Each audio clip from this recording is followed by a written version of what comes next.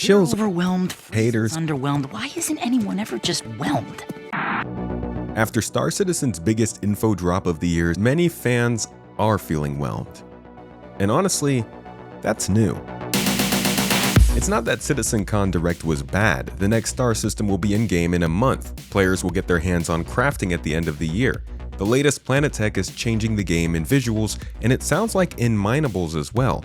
And the next year is filled with a ton of spaceflight and FPS-focused content, and the first interactable alien species in-game. This event, for the first time in CIG's history, actually felt realistic. It was a look at Star Citizen right now, not potentially in a year, or more likely in 4 or 5. After seeing hype-filled feature showcases every year, 2025 gave us a sobering look at where Star Citizen is at the moment, and some of what to expect from it in 2026. As we've already covered a few times this year, they are now focused on selling the experience more than the dream. And today I'm going to show you why that's the case and what it includes for the next 12 months. Thank you for coming to my Tomato Talk.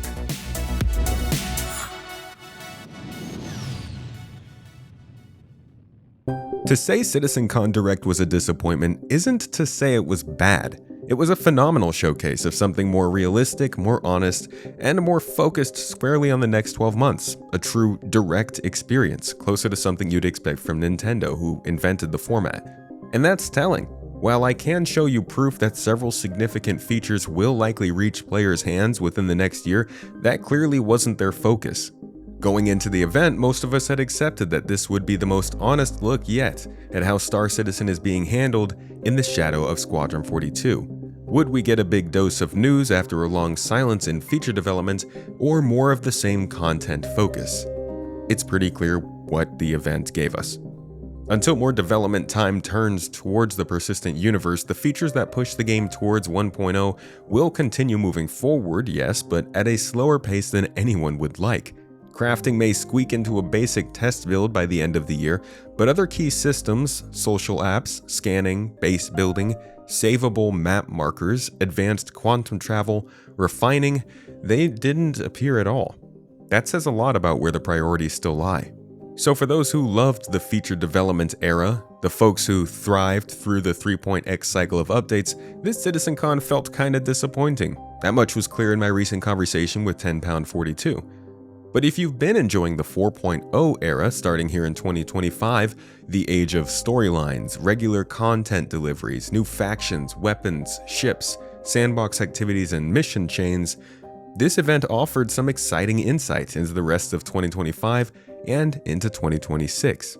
Many players walked away excited for the next star system, Nyx, for new mission loops, fleet battles, refugee crisis scenarios, the first test of crafting, Planet Tech V5, and a lineup of new ships and weapons. But more than that, this event gave people, myself included, a renewed confidence in the company.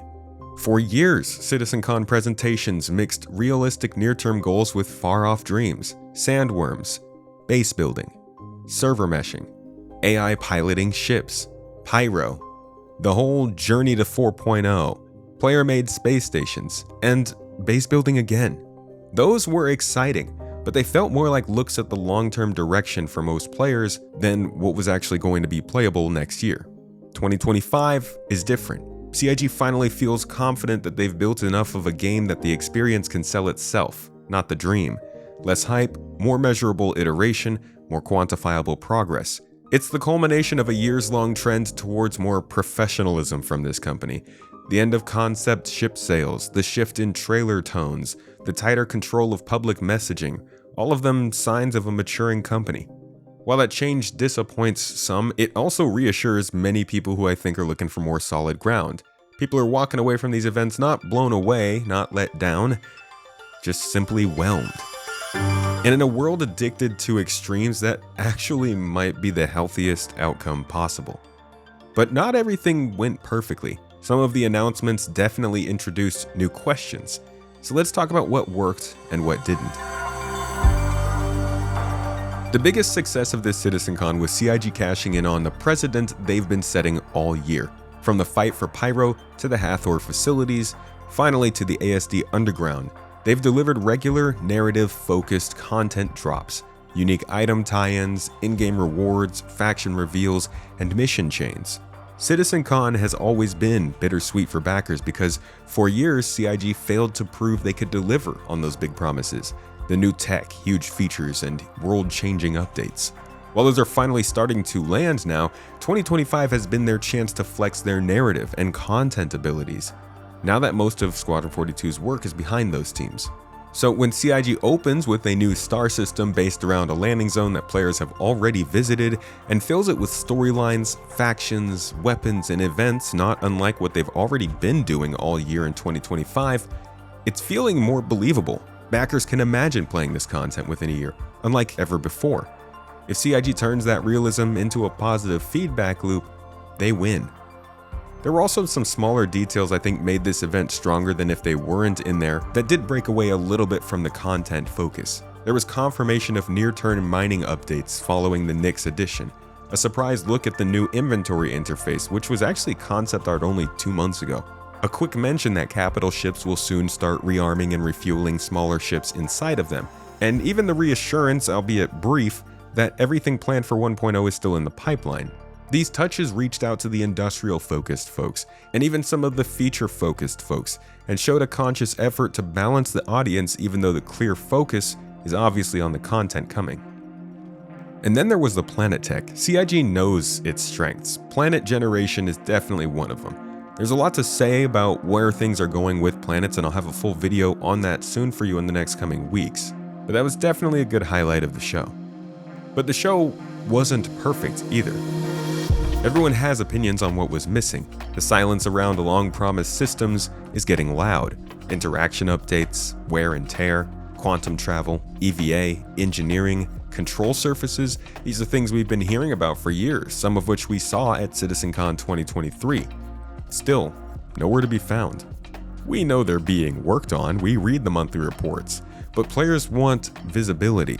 That era of open feature development may be fading, but CIG still needs to address that silence if the preview channel doesn't start showing activity soon on some of these features like scanning, engineering, and quantum travel.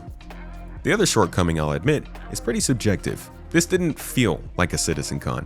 It was an inside Star Citizen Direct, and honestly, that's a great format, one I'm sure many would be happy to see replace CitizenCon until 1.0 launches, but it should still have its own name so expectations are clear, I think. And finally, I do think the lack of a gameplay demo hurt. This game can sell itself better than any tech or feature presentation if people could just see it in motion. For nearly a decade, the public has mostly seen glitch montages, article headlines, and pictures of the ship store. There's so much impressive gameplay that you can actually show now that could potentially change minds. It may not be worth the time for them, but I do think if CIG wants to keep pushing this more professional and reasonable image about the company and the game moving forwards, more digestible gameplay showcases make sense. The Star Engine demo, Squadron 42 gameplay, and trailer releases are all pretty clear signs of that. Perception is the key to Star Citizen's future. I talked about this for over an hour with Luke Stevens recently on the podcast this past week, and we both agreed. Star Citizen is uniquely positioned for massive success, but CIG has to manage the public perception over time. The release of Nyx is a perfect chance to start doing exactly that, but we'll have to see if they can stick with this direction. Throughout this video, we've seen how CIG has embraced this more whelming behavior we've seen from CitizenCon Direct. The end of JPEG concept sales, the focus on selling an experience rather than expectations of future features. The willingness to adopt and introduce ideas to work in tandem with the tech they've created to continue building something unique. There's this sense that Star Citizen is injecting more realistic expectations into its plans. And with things like instancing becoming a more regular possibility throughout the game, players are kind of worried the overall format of the game is changing quickly. It's possible. Star Citizen is clearly positioned as a more welcoming and mainstream experience on PC than it used to be, and Squadron 42 is likely headed to game consoles at some point. Combined with the increased attention and scrutiny that the game itself has been getting, it's true CIG may be swinging for a more mainstream audience.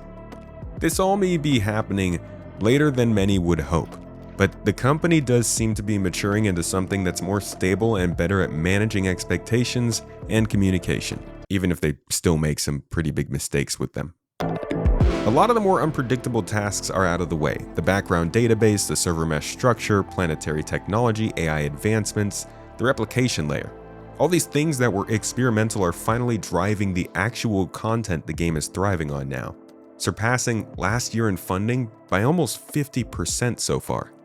They have found a flow here that seems to be working well, but nothing lasts forever, and they need to get the features added so that they can find that same flow in a post 1.0 world.